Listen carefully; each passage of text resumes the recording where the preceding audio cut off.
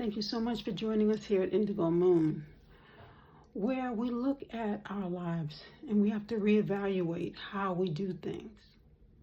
Sometimes you'll say, let's say you're coming into a relationship and you're happy with the woman, but she has children. Whether she has children or whether he has children, when you sit down at that table and you begin to communicate, you have to share how you truly feel and what it is that you're looking for in the relationship. Because if you're not willing to take on the responsibility, these children are an extension of the individual that you're dating. So you will be interacting with them as well. So especially when they're small children, I remember I had a holiday meal planned, and at the time my boyfriend and I had planned for the families to come together, and his family came over and then some of my family came over later on. This is bridging the gap. Now, of course, I thought our relationship would last forever. However, it did not.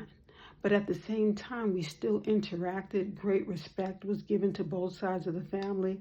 The holiday fun, watching a football game. A lot of different things were communicated.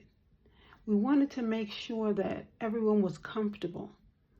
Now, when you look at that, of course, everyone was adults. Everyone that came, they were adults. However, if he'd had small children, or if I had had small children, the talk would have had to come about.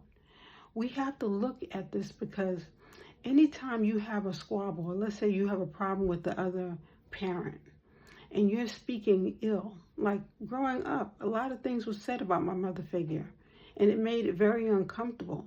And it made me feel as though maybe I was doing something wrong, because now I felt like I was incomplete. Because you're talking about my mother figure and comparing myself to smaller children who I'm actually helping to care for as well. We don't want our children to be put in the middle, to be feeling uncomfortable or feeling like you don't measure up. So when we come together, let us keep that in mind. Don't get into a relationship with someone who has children already if you can't handle it, because it's going to cause more confusion in the household.